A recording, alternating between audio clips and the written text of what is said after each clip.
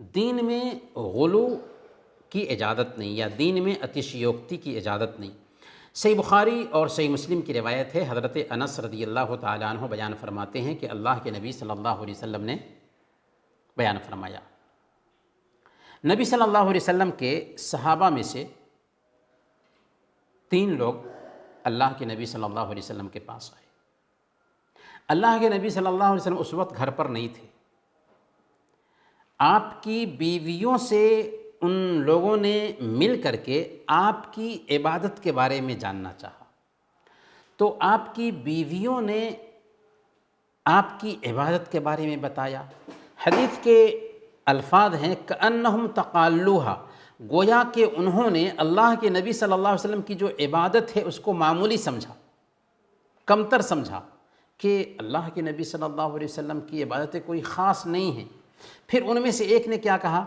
ایک نے کہا کہ ہم ہمیشہ روزہ رکھیں گے، دوسرے نے کہا کہ ہم ہمیشہ رات بھر عبادت کریں گے، تیسرے نے کہا کہ ہم بالکل شادی ہی نہیں کریں گے اور اپنے آپ کو خوب عبادت میں لگائیں گے۔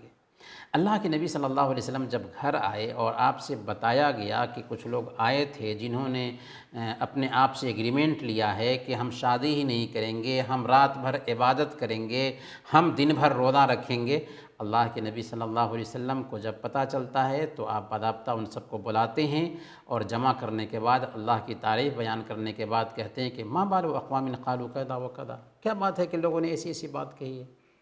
میری حالت یہ ہے کہ میں نماز بھی پڑھتا ہوں، سوتا بھی ہوں، روزے بھی رکھتا ہوں اور بے روزہ بھی رکھتا ہوں، اور میں نے شادی بھی کی ہے۔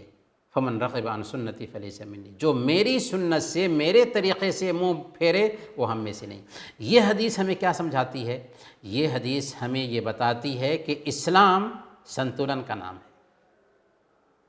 اسلام ہمیں یہ حکم نہیں دیتا ہے کہ ہم جنگل میں جا کر کے پریشرم کرنا شروع کر دیں، دنیا سے کٹ جائیں، دن رات اللہ اللہ کرتے رہیں، نہیں، بلکہ اسلام ہمیں حکم دیتا ہے کہ سماج میں رہ کر کے، بیوی بچوں کا ادھیکار ادا کر کر کے، لوگوں کی ضرورتیں پوری کر کے ہم ایک دھارمک انسان بن کر کے رہیں۔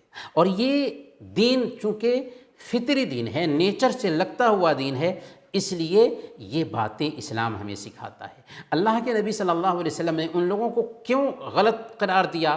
کیونکہ ان میں سے ایک نے کہا تھا کہ ہم ہمیشہ روزہ رکھیں گے۔ کیا روزہ رکھنا غلط ہے؟ کیا رات بھر عبادتیں کرنا غلط ہے؟